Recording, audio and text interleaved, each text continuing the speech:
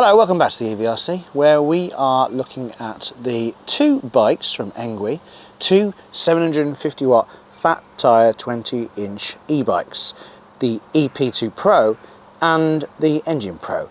We've got them side by side. We're not going to go for a ride or anything like that. It's just a visual, see what's similar and see what's different. So let's go on, have a look right away. So first, what's similar? Well, as I've said already, the wheels and the tyres are very similar. They're both 4-inch thick fat tyres, 20-inch diameter. The Engine Pro, this is the Engine Pro. The Engine Pro's brand, I can find them, is Chow Yang. There you go. Whereas the EP-2 Pro uses these Panaracers Fat Bee Nimbles. They both have metal mudguards. They do sound slightly different. They've both got locking front suspension. You can adjust the preload on the Engine Pro, and there is some kind of adjuster here that's, I think it's meant to be preload, but I can't really tell the difference. And I haven't actually ridden this bike yet, the Engine 2 Pro. I'm about to do the first impressions of that very soon. So if you want to see my first impressions on that bike, do subscribe so you don't miss that one. I've already done a first impressions of this one, the EP-2 Pro, and a full review of it, and it's a lovely bike. And if this is meant to be a step down from that, then I am looking forward to testing that one. So what else is the same? They both have that same folding fat tyre format, and they also have the same very comfortable saddle. So what's different then? Well, one of the big things is the price. The EP-2 Pro is about €1,000, whereas the Engine Pro is about €1,600. So the question is, what does that extra 600 give you, and is it worth it? So let's go back. Now it is worth noting that this is the original EP-2 Pro. There is now an upgraded version, and the way you can tell the difference between the upgraded version is the new one has a sticky out front bit, and I can explain it better by going over to the Engine Pro and showing you that. That's what it has. So the new EP-2 Pros do have this. The old EP-2 Pros have a 12.8 amp hour battery inside there, whereas the new ones have a slightly bigger 13 amp hour battery inside there. But the Engine 2 Pro has, oh, should have done that with my ring. I've chipped it, look at that, I've done that with my ring just. But the Engine Pro has a 16 amp hour battery. Now that equates to quite a bit of extra range. The Engine Pro can go 120 kilometers. The EP-2 Pro can go about 80 kilometers. Now let's have a look at the gearing. The EP-2 Pro uses the Shimano Tourney gear set, or Tourney, which is 6 speeds on the cassette there, whereas the Engine Pro uses the Shimano Altus gear set, which is generally a better gear set than the Tourney. Tourney is okay, it's their entry-level gear set, but Altus is better. When it comes to the gear levers, the EP-2 Pro uses this SIS gear lever, which basically involves pressing a button to make it go up a gear, and then pushing the stick around to make it go back down a gear, which generally I quite like. The Engine Pro uses this, which I could be wrong about this, I'm not an expert on gears, but I think this might be an STI gear lever, which involves using this thumb to go down, and then behind here is another lever which goes up through the gears. So down through the gears, up through the gears. Now let's look at the brakes. Now the EP-2 Pro uses mechanical disc brakes. There's that wire there. The Engine Pro uses hydraulic disc brakes, so you can't see that little bit of wire flopping out. Here's the brake tube there, but there's nothing coming out of it because it's all self-contained. What's the difference? Well, generally you want to have hydraulic disc brakes if you've got a really powerful engine because they're stronger. To use mechanical disc brakes, you pull that, it pulls the lever down here, grabbing the disc and slowing you down. The problem with this is you've got to pull it quite hard in order to pull the brake harder. Mechanical disc brakes, on the other hand, basically pull it a bit and it's going to be pulling it really strong for you. You don't have to be Superman to stop your bike. So it's really nice. And that feels really nice as well. These mechanical brakes and the handles on the Engwe EP-2 Pro are fine, but these are just really nice, like that. The Engwe EP-2 Pro uses a twist throttle, whereas the Engine Pro uses a thumb throttle on the left. One isn't better than the other, it all just depends on which one you prefer. The EP-2 Pro does not have a buzzer, it just has a bell. But the Engine Pro has a buzzer. The EP-2 Pro has a black and white, albeit very nice computer, whereas the Engine Pro has an even nicer colour computer. The handlebar stem appears to use a different method, whereas this one, pull that up and pull it down, and then that flops down like that. So the main latch is this piece here, whereas on the Engine Pro you pull it out on the other side and this is going to come out. Oh, it's still got a latch there,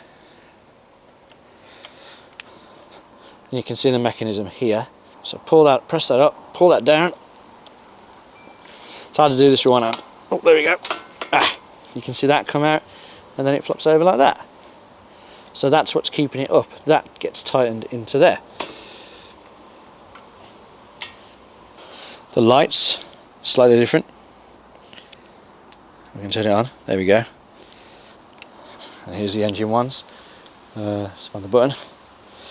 There it is. Side by side. I don't know if you can tell, but the EP-2 Pro has a more of a white, colder light, whereas the Engine Pro has more of a warmer halogen style light. I'm not saying it is halogen, it's probably still LED, but that's just what it looks like. Big difference on these bikes is the EP-2 Pro has a hardtail, whereas the Engine Pro has rear suspension. The EP-2 Pro has a small standard rear luggage rack, which I've attached a saddle to, which my son gets on, whereas the Engine Pro has this really big chunky thing, which you'd imagine would carry more. However, my 6-year-old son does ride on that, and he's not small, so it is pretty strong. The pedals on the EP-2 Pro are these type of half metal, half plastic rubber folding pedals, which are fine. But the pedals on the Engine Pro are these much chunkier, nicer metal pedals with little grooves on there for grip. We'll see how well they actually compare when I try it. And then to fold these with one hand, you're just going to push it and pull it down like that. The rear stand on the EP-2 Pro is a normal bike stand, as you'd expect on any bike. However, the Engine Pro has got this really nice chunky thing, which currently isn't touching the floor because I've leaned it against the fence to make a thumbnail. But that's a really nice stand, that is. Now this might not be a regular difference, but you look at the EP-2 Pro, you can see how this bar that comes from the fenders, or mudguard as you might call it, connects like that, as you would expect on a bike. However, when I was putting it together, it was not the same on the Engine Pro. So that there, the connector comes straight out of the fork. So this, if we go back to the EP-2 Pro, that is straight, parallel with the wire. Whereas you can see this one bends around to attach to it.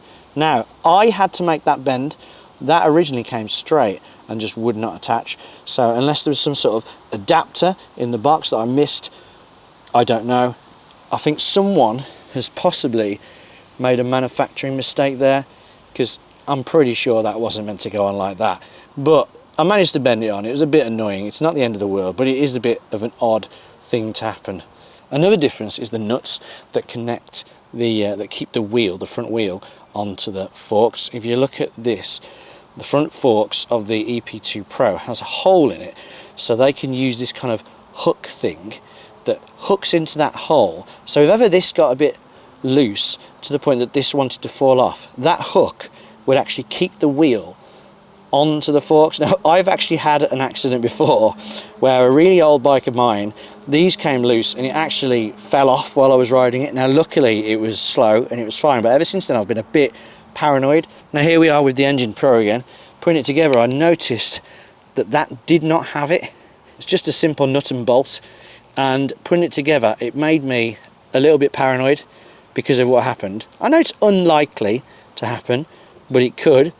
And all I know is, for me, this little bit of hook down, I know most people won't care, but that gives me a lot of peace of mind, whereas this doesn't. Now, be careful with that, because I actually ended up over tightening it, and I think I wrecked the thread a bit. I over tightened it because of that issue. Like, it shouldn't have happened, but it happened. So yeah, let me know in the comments if anyone else ever had a problem like that, and is the lack of a hook on there, like on the EP-2 Pro, would that be a deal breaker for you?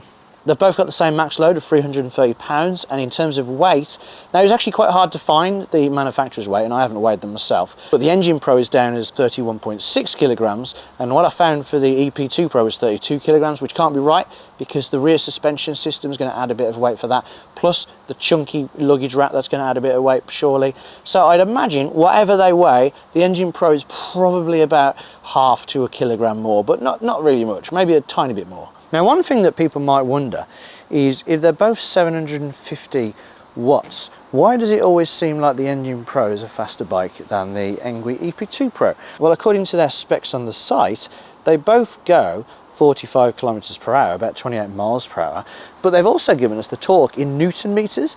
Now, funnily enough, the torque of the EP-2 Pro is 80 Newton meters. The torque given of the Engine Pro is only 55 Newton meters. That's quite a lot less torque. And obviously, when I'm riding it, me being close to 100 kilograms, I could do with it having as much torque as possible. So, like I said, I haven't ridden the Engine Pro yet. So after this video, I'm going to take out the Engine Pro and give a good first impressions. We've already done a first impressions of the EP-2 Pro. I'll put a little box up there somewhere if you want to see that, and there'll be a link down below for it, and a full review as mentioned. But coming will be a full review of the Engine Pro and a first impressions. So if you're not subscribed, make sure you hit that subscribe button, ring the bell, so you don't miss it when that comes out. So there we go, the Engwe EP-2 Pro and the Engwe Engine Pro, a visual side-by-side comparison. If there's anything you want to know about the two bikes, do let us know down below. There are links down below to the bikes, although, like I said, I haven't at this point tried the Engine Pro yet. If you're watching this and I've already done the first impressions of the Engine Pro or the review, those links will be below. At this point in time, I know the EP-2 Pro is a brilliant bike and I can wholeheartedly recommend that. However, we'll wait and see how well the Engine Pro holds up. So thanks for watching this side-by-side comparison of the two bikes. Take care of yourselves. Hope to see you next time, and until then, ride safe. Goodbye.